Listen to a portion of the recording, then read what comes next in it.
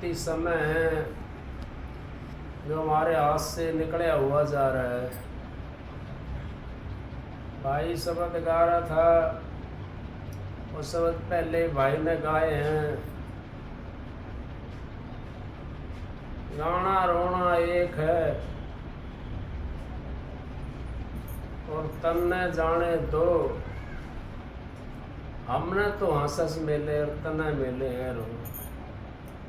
अब गाना रोना एक कोई किसी की सन में अगर बात आ जाती है तो परम संत हजूर तारा चंद जी महाराज कहते हैं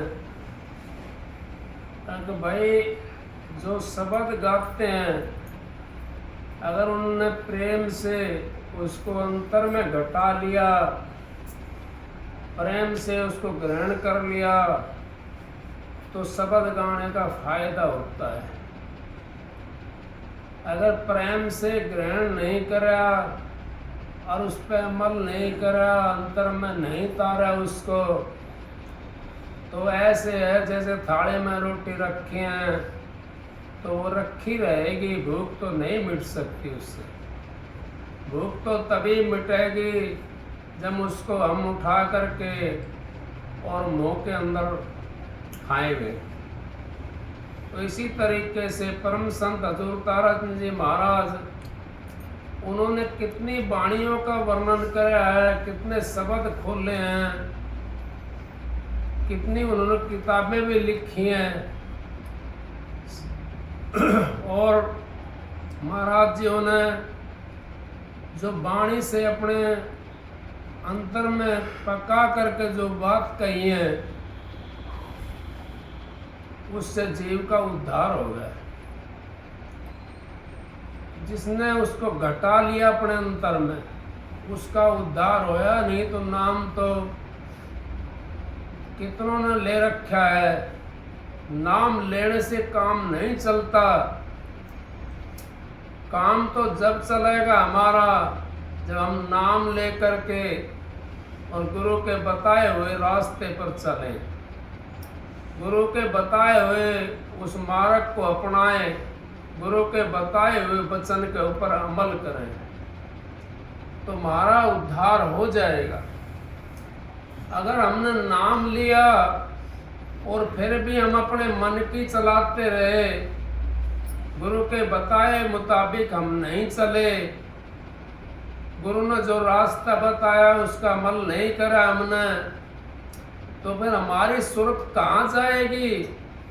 हमारी सूरत कहीं नहीं जा सकती, क्योंकि वो तो इस घर के अंदर तो है लेकिन उस राम से बिछटी हुई है। उस राम से बिछट करके और ये आंखों से नीचे उतर करके आ गई। आंखों से जो नीचे सौदा है वो सारा फना फनी होने वाला है, वो सारा पैदा होने वाला, निपैद होने वाला है। और जो अंतर का जो सौदा आंखों से जो ऊपर सौदा है वो तो ना कभी पैदा होता है और ना कभी खत्म होता है। फना फनी नहीं होता वो सौदा, क्योंकि वो तो अंतर का खेल है। उस अंतर के अंदर हम बढ़ जाएंगे, जब उस मार्ग पर चल पड़ेंगे तो अंतर की लीला अलग है। ये बाहर की जो लीला है ये अलग लीला है। बाहर की लीला है तो उसी की नकल के ऊपर, लेकिन उसकी नकल पे कैसे है? अगर जिस तरीके से कोठी बना दी, किसी ने बंगला बना दिया और वो बंगले के पास में तालाब है नीचे गहराई के अंदर, तो उसकी परछाई बंगले की उस तालाब के अंदर पड़ती है। लेकिन अगर हम तालाब के पास में खड़े हैं तो हमारे को बंगला पूरा दिखाई देगा, वो कोठी हमारे को दिखाई देगी। लेकिन अगर हम उस तालाब के अंदर बढ़ते हैं तो ना तो वहाँ बंगला है ना वहाँ कोठी है, क्योंकि वो तो अपनी जगह के ऊपर सितर है। तो इसी तरीके से हमारे को जो बंगला हमारा है, जो मालिक है, उसकी इस तीज लोक के अंदर छाया पड़ी हुई है। उस छाया के पीछे हम तो भागते डोलते हैं। अब परमात्मा यहाँ मिल जाएगा, परमात्मा यहाँ मिल जाएगा। लेकिन टोते हैं जब उस तालाब के अंदर हम बढ़ते हैं तो पानी हिलना शुरू हो जाता है, चाहे तड़ी के अंदर चले जाएं, लेकिन ना तो वहां तो कोठी मिलेगी ना वहां बंगला मिलेगा। वहां क्या है, वहां तो पानी पानी है सारा। तो परछाई भी नहीं रही उसकी जब हम तालाब के अंदर बढ़े। परछाई भी तभी दिखती हमारे को, कोई भाई का प्रश्न उठता है अब भाई हम तालाब के अंदर बढ़े तो वो भी खत्म हो गया। हाँ वो भी खत्म होगा। वो कैसे खत्म होगा, जब तक हमारा वो तालाब की छाया भी हमारे को जब तक नहीं दिखाई देगी, जब तक पानी हिलता रहेगा। उस पानी को हमने शिथिल करना पड़ेगा। जब तक हमारा मन चलेमान रहेगा, मन डोलता रहेगा, वो तालाब वाली भी कोठी हमारे को नहीं दिख सकती, वो तालाब वाला बंगला भी हमारे को नहीं दिख सकता। तालाब वाला बंगला भी तभी दिखाई देगा जब हमारा मन के ऊपर अंकुश लग जाएगा। तो फिर हमने ये बाहर वाली चीजें दिखने शुरू हो जाती हैं। लेकिन बाहर वाली चीजों के अंदर हमने खाली परछाई परछाई है। उस परछाई को ये देखो, ये परछाई आई कहां से है, इसका स्थव कहां पे बना हुआ है, ये कहां पे इसकी जड़ है, उस जड़ को देखो जा करके। हम तो उस परछाई के अंदर लगे हुए हैं। जैसे हमारे किसी बुजुर्ग ने कोई मंदिर बना दिया, उसके अंदर उन्होंने देख करके अपने अंतर के अंदर एक मूर्ति रख दी, चाहे हनुमान की लगा लो चाहे शिव जी की लगा लो, लेकिन उन्हें देखी कहां वो, उसने अपने अंतर के अंदर देखी वो मूर्ति और तब उसने बाहर रखी। लेकिन वो मूर्ति उससे पूछो, उस मंदिर के अंदर जा करके हम देखते हैं, क्या देखते हैं, हम तो मंदिर के अंदर ही रह जाते हैं। ये नहीं सोचते ये मूर्ति कहां से आई है। हम इस मूर्ति की खोज ना करें, इसके पास में पहुंचे। अब ये मूर्ति है तो सही, वास्तव में निपैत तो नहीं है कोई चीज, क्योंकि जो तीन लोक के अंदर चीज है वो सारी उस परमात्मा की वो छाया है। इन तीन लोक के अंदर वो छाया के पास हम पहुंचते हैं तो छाया हमारी कहां चली जाती है, छाया हमारी उस मन के उसमें चक्कर में आकर के वो छाया खत्म हो जाती है। मन के चक्कर में जब हम आते हैं तो पानी हिलना शुरू हो जाता है, हम उस छाया को भी नहीं देख सकते। उस छाया को तो तभी देखेंगे हम जब हमारा मन शीतल हो जाएगा। पहले कहिए, पहले तो गुरु के वचन के ऊपर शीतल होना है। पहले तन वचन फिर तन थिर और फिर मन थिर, फिर सूरत थिर हो जाए। पहले तन थिर, वचन सिर और मन थिर, फिर सूरत थिर हो जाए। फिर सूरत को साधना है हमने। सूरत फिर अंतर में हमारी चली जाएगी और उस परमात्मा के दर्शन कर लेगी। जो परछाई तीन लोक के अंदर पड़ी हुई है, चाहे वो शिव जी के परछाई है, चाहे वो हनुमान की परछाई है, चाहे वो राम की परछाई है। आज भी आप राम के दर्शन कर सकते हो, ऐसी बात नहीं है नहीं है। राम आज भी है, लेकिन है कहां? दुनिया ढूंढे त्रिलोक की माई, और वो जो चीज होती है वो तो चौथे लोक माई। चौथा लोक कौन सा है?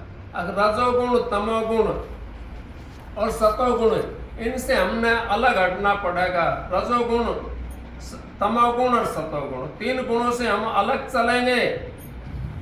हमारा सतूल शरीर, फिर सूक्ष्म शरीर, फिर उस कारण के अंदर हम पहुंच जाएंगे जहां पे वो चीज रखी हुई है। उस चीज के फिर हम दर्शन कर सकते हैं, उस चीज में हम पहुंच सकते हैं। उस पर पहुंचे कैसे? उसके पास में पहुंचना तो हमने इस शरीर के जरिए से है। ये शरीर, महाराज जी कहते हैं, परम संत हजूर ताराचंद जी, ये जो मनुष्य चोला है ये उस परमात्मा से मिलने का दरवाजा है, और इसके बिना वो परमात्मा मिल नहीं सकता। इसके बिना वो परमात्मा कहां ढूंढेंगे हम उसको? कौन से उसमें ढूंढेंगे? सबके अंदर रम्या हुआ है वो। जय तिलों में तेल है, जो चकमक में आग, और तेरा प्रीतम तुझ में है, तो जाग सके तो जाग। और तेरा प्रीतम वो तेरे अंदर में है, अगर तूने जागना है तो जाग ले भाई, और नहीं तो फिर ये मौका निकल जाएगा, ये मनुष्य चोला भी चला जाएगा। ये 184 जिया जोन भुगतने के बाद में मिला है हमारे को, ये भी हमारे हाथ से निकल जाएगा। फिर हम कौन से का करेंगे काम, किससे करें काम? ये मनुष्य चोला ज्ञानी चोला होता है, इसको संत महात्माओं ने और हमारे संसारिक जो बुद्धिजीवी हैं उन्होंने क्या कहा है? उन्होंने कहा कि नर नारायणी देह है, ये मनुष्य चोला नर और नारायण की देह है, और इस देह के अंदर हम उस परमात्मा के दर्शन कर सकते हैं। इस देह से हम उस देह के अंदर जा सकते हैं। आपने देखा होगा सपने के अंदर कई बार हम चारपाई पे पड़े रहते हैं, कहां कहां पहुंच जाते हैं। इसी तरीके से हम बैठ करके भजन के अंदर और सपने की तरह जब हमारा ध्यान होता है तो हम उस जगह पहुंच जाते हैं। उस ध्यान के अंदर हम उस केंद्र के अंदर जहां हमारा टेक केंद्र बनाया हुआ होता है, जहां हमारा निशाना बनाया हुआ होता है, उस निशाने के ऊपर हम पहुंच जाते हैं। तो हमारा इसके शरीर के अंदर से वो शरीर निकल के चलता है। कौन सा शरीर? उसको सूक्ष्म शरीर बोलते हैं संत महात्मा। वो सूक्ष्म शरीर उस चीज को देख सकता है, उस परमात्मा को, उस राम को वो सूक्ष्म शरीर देख सकता है। आप यूं सोचो, अब हम इतना बड़ा शरीर से उस राम को कैसे देखेंगे? इतना बड़ा शरीर से नहीं दिखाई देगा। इतना बड़ा शरीर से तो मंदिर देख सकते हैं, मस्जिद देख सकते हैं, गुरुद्वारा देख सकते हैं, आश्रम में चले जा सकते हैं, आश्रम में जो देहधारी चीज है उसको देख सकते हैं हम। जो देहधारी है नहीं, जो सूक्ष्म रूपी है, जो कारण रूपी है, जो महाकारण रूपी है, वो तो हमारे को कारण में सूक्ष्म में जाना पड़ेगा तभी दिखाई देगा। जैसे आपने सुना होगा कि मोबाइल चलाया, इसके ऊपर भी आपने रिसर्च करी, बहुत सुना। आखिर नंबर से नंबर कैसे मिला? नंबर से नंबर तभी मिला, एक नंबर गलत हो जाता तो दूसरी जगह जाकर मिल जाता नंबर। क्यों मिल जाता है? आखिर हमारा नंबर गलत होगा, और जब वो नंबर हमारा उस नंबर से मिलेगा परमात्मा कैसे, तो हमारी सूरत उस परमात्मा से मिल जाएगी। तो सूक्ष्म से हम सूक्ष्म मिला सकते हैं। अगर हम कागज का मोबाइल ले आवे और उस पर नंबर लिख करके दबाने लग जाओ उस नंबर को, क्या वो पहुंचा देगा हमारे को? उससे बात करवा देगा? नहीं करवा सकता। वो कागज का मोबाइल बात नहीं कर सकता, क्योंकि उसके अंदर तो सूक्ष्म पुर्जा लगे हुआ है। जो परमात्मा है उसके अंदर सूक्ष्म पुर्जा लगे हुआ है, और हमारे अंदर भी उस सूक्ष्म शरीर के अंदर भी सूक्ष्म पुर्जे लगे हुए हैं जो परमात्मा को देख सकते हैं। उस परमात्मा को वो सूक्ष्म शरीर देख सकता है, वो कारण शरीर देख सकता है, वो महाकारण शरीर देख सकता है। बाकी ये इतना बड़ा शरीर उस परमात्मा को नहीं देख सकता है। इससे हम उस शरीर में जा सकते हैं, उससे उठ सकते हैं। उस शरीर के अंदर जैसे हम सपना देखने के लिए चले जाते हैं, इसी तरीके से हम उस परमात्मा को इस शरीर में से ही, इस शरीर के जरिए से उस सपने की तरह, हमारा जब अपना शरीर खत्म हो जाएगा, दिखाई नहीं देगा शरीर, तो इसके अंदर से सूक्ष्म शरीर निकल करके चलेगा। वो आपने देखा होगा पक्षी बहुत दिन सारे दिन उड़ते रहते हैं। इसी तरीके से अगर आप उड़ना चाहो, क्यों, आप भी तो उसी जीव हो, वही जीव हो, आप क्यों नहीं उड़ सकते? लेकिन आप भी उड़ सकते हैं। कैसे उड़ते हैं? अगर हमारा जब वो हमारा सुन हो जाता है या हम सो जाते हैं, जब बुद्धिजीव होते हैं, जो सुमरन करते हैं, भजन करते हैं, उनकी आत्मा भी उस पक्षी की तरह उड़ार लेती है। उस पक्षी की तरह जो सारे दिन जो हमने देखने मारते हैं, उस पक्षी की तरह कभी कहीं चला गया, कभी कहीं चला गया उड़ करके। लेकिन वो उड़ के कौन सी चीज गई है? वो हमारी सूक्ष्म आत्मा गई, सूक्ष्म शरीर हमारा उड़ करके गया वहां पर। ये स्थूल शरीर नहीं जा सकता। स्थूल शरीर तो यहीं पर रहेगा। जिस योग्यता में आपने उसको बैठाया है, जिस साधन में आपने उसको बैठाया है वो उसी साधन के अंदर रहेगा, लेकिन इसके अंदर से वो चीज निकल करके जाएगी देखने के लिए और वो उस परमात्मा से मिल जाएगी। नहीं कि ये करत करत अभ्यास के जड़ मत हो सुजान, रसरियावत जात है सिल पर करत निशान।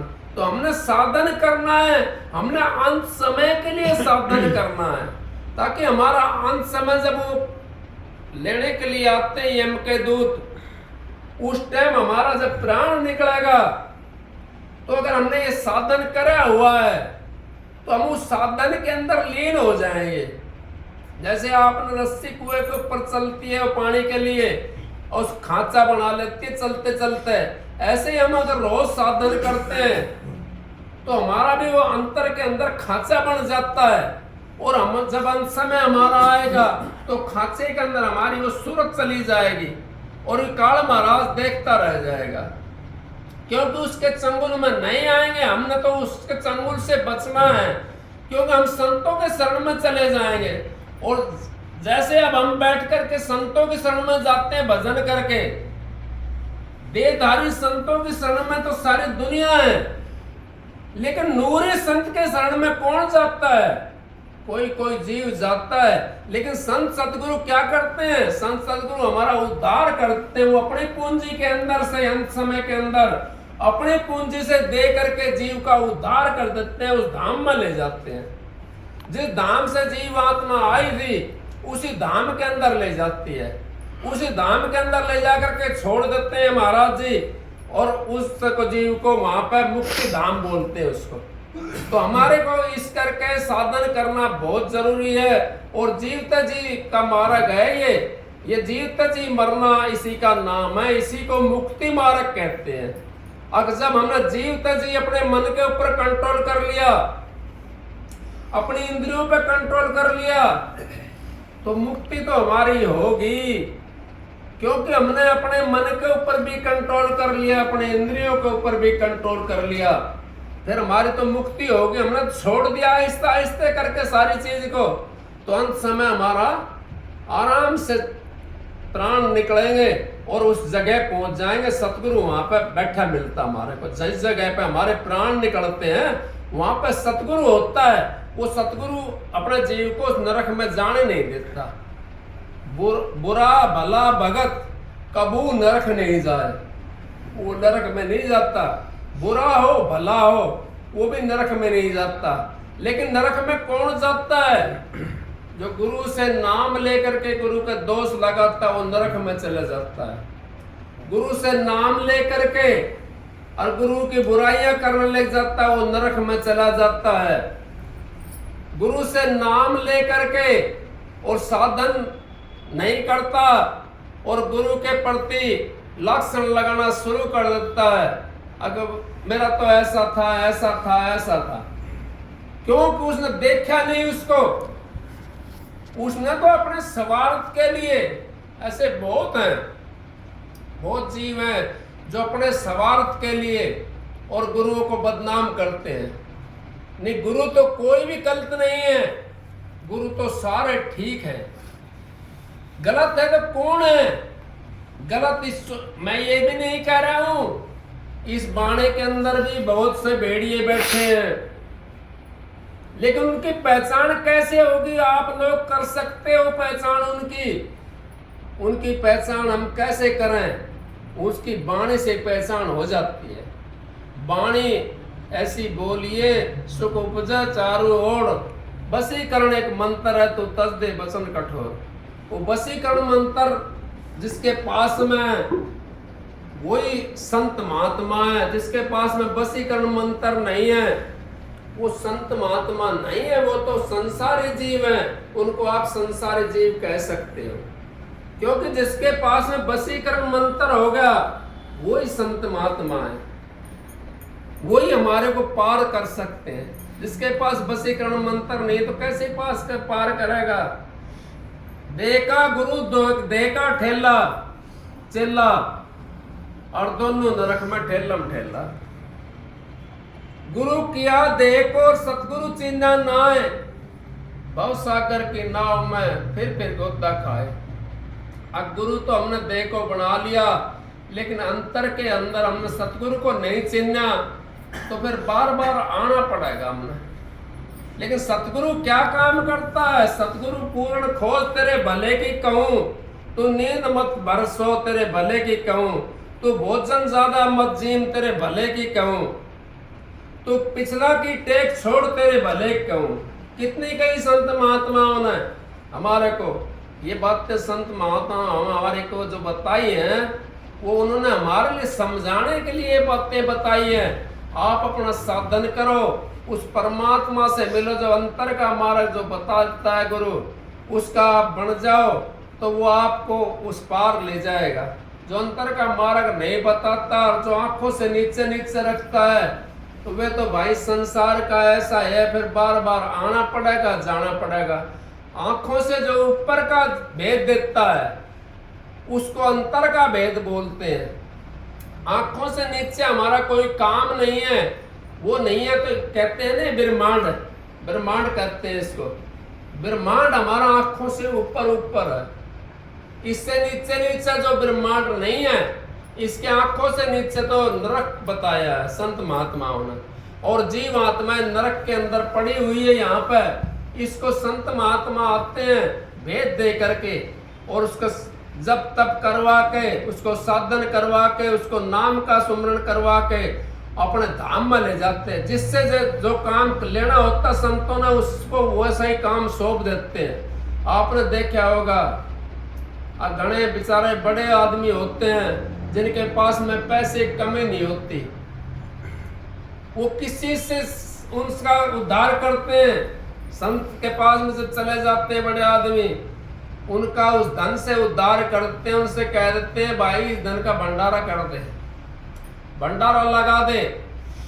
उसके लिए वो उसके मन के अंदर डाल देते हैं, वो भंडारा लगा देता है। और आपने देखा होगा अब बड़े महात्मा के पास में, जहाँ संत महात्मा होते हैं जो, उनके पास में जो बड़े आदमी जाते हैं तो किस चीज की सेवा लेते हैं? आपने देखा होगा अब वो थाली उठाने की सेवा लेते हैं। जो भोजन हम जीमते हैं उसकी सेवा करते हैं, जा करके थाली मांजते हैं। वो क्यों मांजते हैं? अब उस थाली के अंदर सब कुछ होता है। उस थाली के अंदर वो चीज होती है, उसका सारा मान खत्म हो जाता है।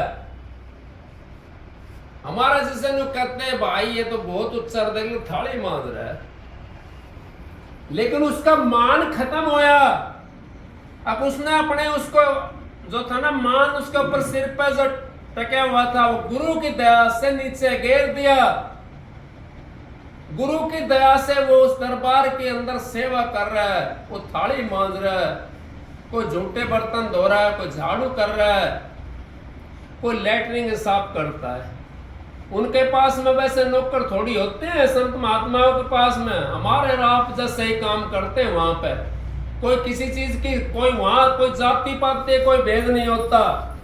जाति पाति का भेद तो हमारे घर में, हमारे समाज के अंदर होता है। संतों के दरबार में कोई जाति पाति का भेद नहीं होता। वहां तो सभी एक जाति के होते हैं, मनुष्य जाति के, स्त्री और पुरुष जाति के एक ही जाति होती है। संतों के दरबार में आई टले बला, जो दंड सूढ़ी का वो सूढ़ में टल जाए। संतों के जो दरबार में जाता है वो कभी खाली नहीं रह सकता। खाली तो वो रहते हैं जो दरबार में नहीं जाते, उन्होंने बार बार परेशान होना पड़ेगा, बार बार आना पड़ेगा, बार बार जाना पड़ेगा। तो इनका मनुष्य मिला हुआ है और अच्छा मौका मिल रहा है। ये परमात्मा से मिलने का दरवाजा है। अगर इस दरवाजे को हमने टो लिया और इसका हमने ज्ञान हो गया, तो फिर दोबारा से हमने जन्म नहीं लेना पड़ेगा। हम इसी जन्म के अंदर उस परमात्मा से मुक्ति धाम में चले जाएंगे। और नहीं तो हमने फिर बार बार आना पड़ेगा, बार बार जाना पड़ेगा, क्योंकि हमने ये मनुष्य मिल गया। मनुष्य देह धार के नहीं पिछाने राम, दादू इस संसार में आया किस काम। अगर मनुष्य धार लिया और फिर भी अगर संत महात्मा हमने नहीं पहचाने, और फिर हम किस लिए आए इस संसार के अंदर? क्या काम हमारा इस संसार के अंदर? तो इन पशु पक्षियों की तरह नहीं, हम तो मनुष्य हैं, लेकिन मनुष्य चोला हमने ये मिल गया तो इससे उत्तम चोला कोई नहीं है। आपने निगाह फैला कर देखिए, कोई इससे उत्तम चोला है? कोई नहीं है। ये अपनी मर्जी से कहीं जा सकता है, अपनी मर्जी से बैठ सकता है, अपनी मर्जी से सुमरण कर सकता है, अपनी मर्जी से खा सकता है, अपनी मर्जी से पी सकता है। जो भी काम